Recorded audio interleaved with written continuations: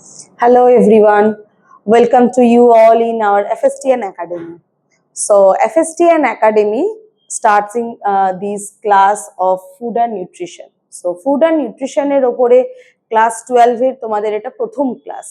তো প্রথম ক্লাসে জেনারেলি আমরা কি করি না, আগে আমাদের যে সিলেবাসে কি রয়েছে সেটাকে জানা, সেখানে এক্সাম প্রসিডিওর কি সেটাকে জানা, কি ধরনের প্রশ্ন আসতে পারে সেগুলোকে জানা।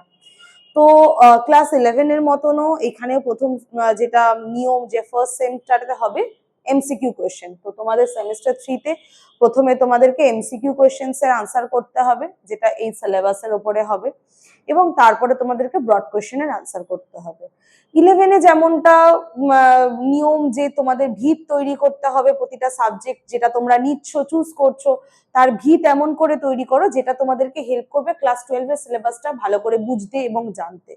ঠিক সেরকমই যেরকম তোমাদের 11 এর সিলেবাসের প্রথম চ্যাপ্টারে কি ছিল না, খাবারটাকে জানা, খাবারের পৌষ্টিক উপাদানটাকে জানা, তার স্বাস্থ্যে কিরকম ইম্প্যাক্ট করছে সেটাকে জানা।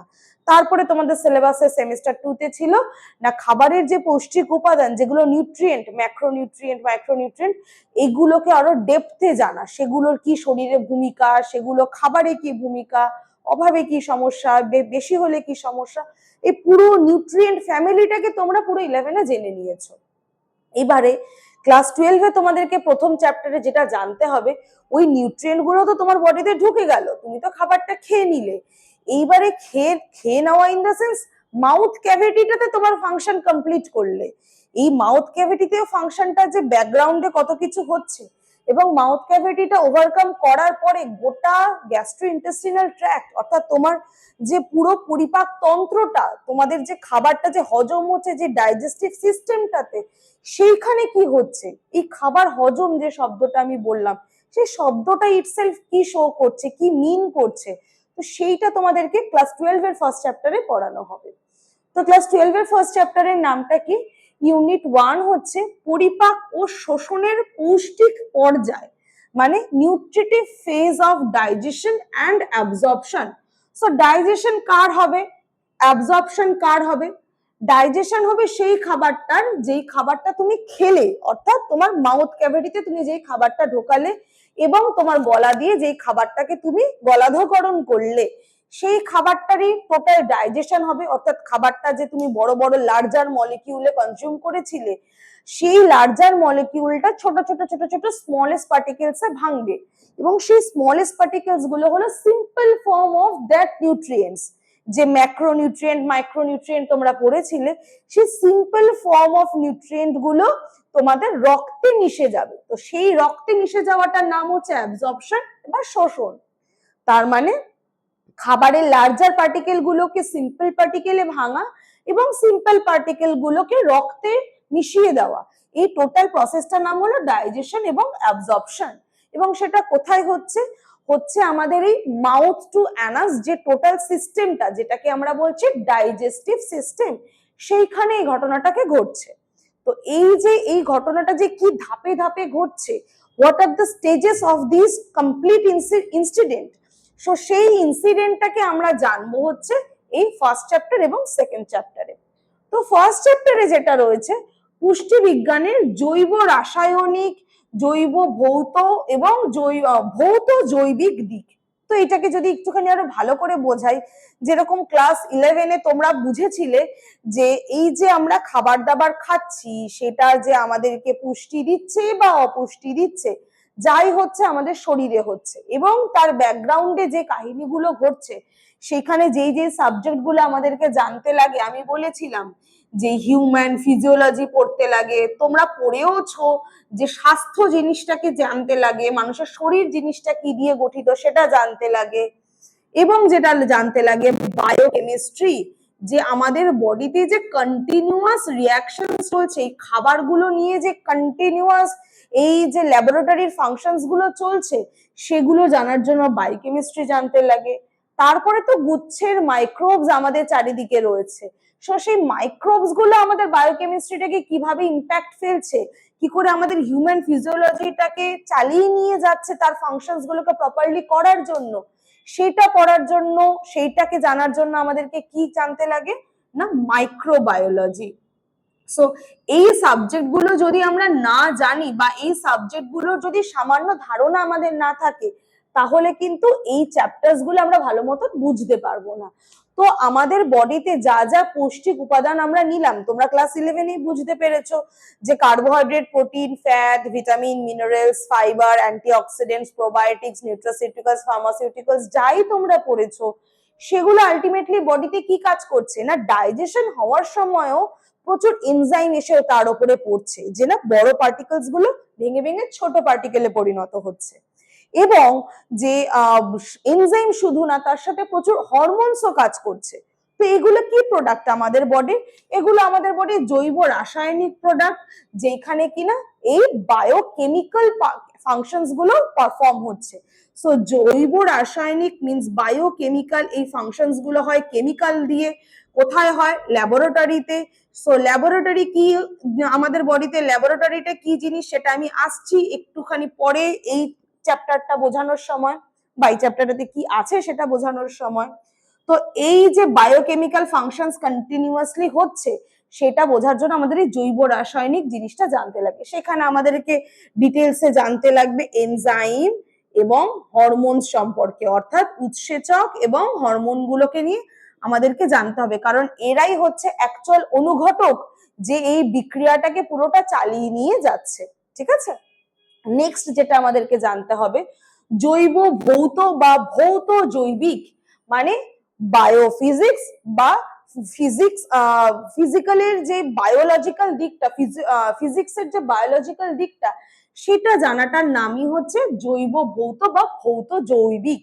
যেরকম ধরো তোমরা শুনেছো ব্যাপন, অভিস্রবণ, এই যে রিয়াকশনস গুলো হবে, এগুলো একটা মিডিয়াম থেকে আরেকটা মিডিয়ামে যাবে, একটা ঘনত্ব থেকে আরেকটা ঘনত্বে যাবে, সেখানে কিছু আয়ন্স থাকবে, কিছু তোমার পর্দা থাকবে, মানে পারমিয়েবল, সেমি পারমিয়েবল, নন পারমিয়েবল মেমব্রেনস থাকবে। তো আমাদের বডিতে তো পুরো সেই সব জিনিস নিয়ে আমাদের বডিটা তৈরি।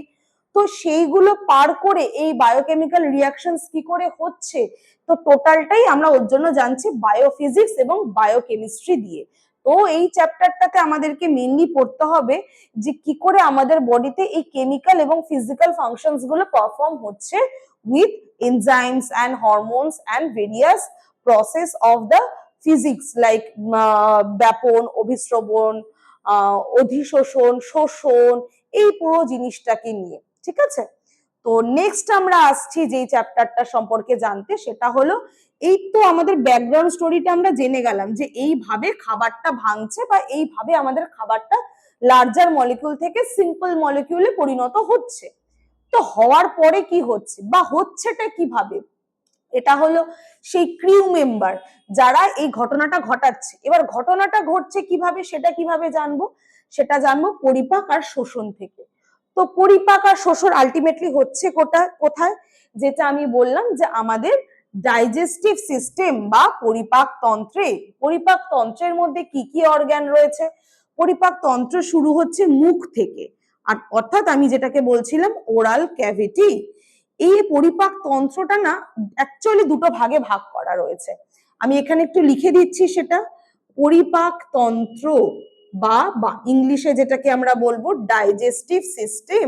সো এই যে কোনো সিস্টেম তৈরি হয় প্রচুর অঙ্গ দিয়ে। তো তন্ত্র তৈরি হয় অঙ্গ দিয়ে। ছোটবেলা লাইফ সায়েন্সে তোমরা পড়েছো ক্লাস 10 থেকে, সরি ছোট থেকে ক্লাস 10 অবধি পড়েছো, ইভেন যাদের বায়োলজি আছে তোমরা তারাও জানো যে তন্ত্র তৈরি হয় অঙ্গ দিয়ে। তো অঙ্গের মধ্যে কি, এখানে পরিপাক তন্ত্রের মধ্যে কি কি অঙ্গ রয়েছে? অ্যাকচুয়ালি দু টাইপের অঙ্গ রয়েছে। এই পরিপাক তন্ত্রটা না অ্যাকচুয়ালি একটা নালা, একটা নালিকা। সো এই জন্য পরিপাক তন্ত্রের মধ্যে যেটা আমাদের রয়েছে পরিপাক নালী, আর আরেকটা যেটা রয়েছে পরিপাক গ্রন্থি। সো আমাদের এই পরিপাক তন্ত্রটা দুই টাইপের অঙ্গ নিয়ে গঠিত, একটা হচ্ছে পরিপাক নালী আর একটা হচ্ছে পরিপাক গ্রন্থি। এটা হচ্ছে গ্ল্যান্ডস আর এটা হচ্ছে অর্গ্যানস। ঠিক আছে, যদিও গ্ল্যান্ডসরাও organ, but all organs are not the gland. ঠিক আছে, সব গ্ল্যান্ডই হচ্ছে অঙ্গ, বাট সব অঙ্গ কিন্তু আবার গ্ল্যান্ড নয় বা গ্রন্থি নয়। তো আমি এবার প্রথমে জানবো যে পরিপাক নালীর মধ্যে কি কি আসছে। পরিপাক নালীটা আমাদের শুরু হয় মুখ থেকে, ওরাল ক্যাভিটি থেকে। যার মধ্যে দাঁত আছে এবং জিভ আছে। তারপরে আসছে আমাদের এই যে গলা, যেটাকে আমরা বলছি গলবিল বা ইংলিশে বলছি ফ্যারিংস। তারপরে আসছে একটা লম্বা পাইপ, সেটাকে আমরা বলছি গ্রাসনালী বা যেটাকে ইংলিশে বলছি ইসোফেগাস। তারপরে আসছে স্টমাক, একটা থলির মতন, সেটাকে আমরা বাংলায় বলছি পাকস্থলী। তারপরে আসছে একটা বিশাল পেঁচানো নাড়ি ভুড়ির মতন একটা জিনিস, যাকে আমরা বলছি ক্ষুদ্রান্ত্র। এই ক্ষুদ্রান্ত্রকে আবার ইংলিশে বলছি স্মল ইন্টেস্টাইন। ক্ষুদ্রান্ত্রেরও কিন্তু আবার তিনটে ভাগ রয়েছে। ক্ষুদ্রান্ত্রটা শেষ হচ্ছে একটা বৃহৎ অন্ত্র দিয়ে, যাকে আমরা বলছি বৃহদন্ত্র, এটাকে ইংলিশে বলছি লার্জ ইন্টেস্টাইন। এবং সেই লার্জ ইন্টেস্টাইন শেষ হয়েছে আমাদের মলাশয় এবং পায়োছিদ্র দিয়ে।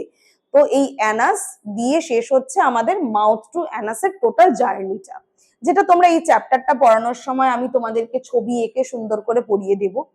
এবং যেটা আমাদের বাকি রয়ে গেল পরিপাক তন্ত্রের মধ্যে পরিপাক গ্রন্থি।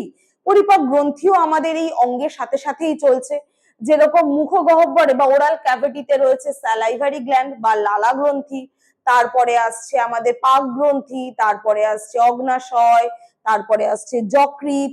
এই যকৃৎ বা লিভার এটাই কিন্তু আমাদের বডির লার্জেস্ট ল্যাবরেটরি, যেটা আমি বলছিলাম, যেখানে অ্যাকচুয়াল বায়োকেমিক্যাল ফাংশনস হচ্ছে। অ্যাকচুয়ালি বায়োকেমিক্যাল ফাংশনস আমাদের বডির প্রতিটা সেলেই হচ্ছে, কিন্তু মেনলি একটা তো ঠিকানা আছে, সেই ঠিকানাটার নাম হচ্ছে লিভার। সেই লিভারটাকে আমরা বলি largest laboratory of our body. Then লিভারের পরে রয়েছে আমাদের আরো একটা মাইনার গ্ল্যান্ড, যেটাকে আমরা বলছি বাইল গ্ল্যান্ড বা গল ব্ল্যাডার বা পিত্তথলি। এরপরে রয়েছে আন্ত্রিক গ্রন্থি, এবং এরপরে একটা মোস্ট ইম্পর্টেন্ট যেটা রয়েছে সেটা হচ্ছে প্যানক্রিয়াস বা অগ্নাশয়। তো এই গেল আমাদের টোটাল গ্রন্থির কালেকশন। সো এই গ্রন্থি এবং নালী উভয়ে মিলে আমাদের এই খাবারটাকে পরিপাক করতে সাহায্য করছে। এবং এই নালীটার মধ্যে অর্থাৎ পরিপাক নালীর মধ্যে এমন কিছু সিস্টেম করা রয়েছে যেখানে কন্টিনিউয়াস কিছু বায়োফিজিক্যাল ভাবে কিছু ঘটনা ঘটে চলেছে, যার মাধ্যমে এই পরিপাক হওয়ার যে সরল খাদ্যকণা সেটা শোষিত হচ্ছে। এবং শোষণ মানে কি? শোষণ মানে হলো খাবারের মধ্যে থাকা খাদ্য উপাদান আমাদের রক্তে চলে আসছে। সুতরাং আমাদের এই পরিপাক নালী থেকে রক্তে ট্রান্সফার হওয়ার এই ঘটনাটাকে আমরা বলছি শোষণ হয়ে গেল। তো খাদ্যবস্তু শোষণ মানে খাবারের মধ্যে থাকা খাদ্য উপাদান আমাদের পরিপাক নালী থেকে চলে আসলো আমাদের রক্তে। তো এই টোটাল ঘটনাটাকে আমরা বলছি পরিপাক ও শোষণ। তো চ্যাপ্টারের মধ্যে আমাদেরকে কি কি পড়তে হবে এই ধারণাটা তোমাদের সবার কাছে ক্লিয়ার হলো। এবং যদি খুঁটিয়ে খুঁটিয়ে না পড়ো তাহলে এমসিকিউ কোশ্চেন্স এর আনসার প্রপারলি করতে পারবে না।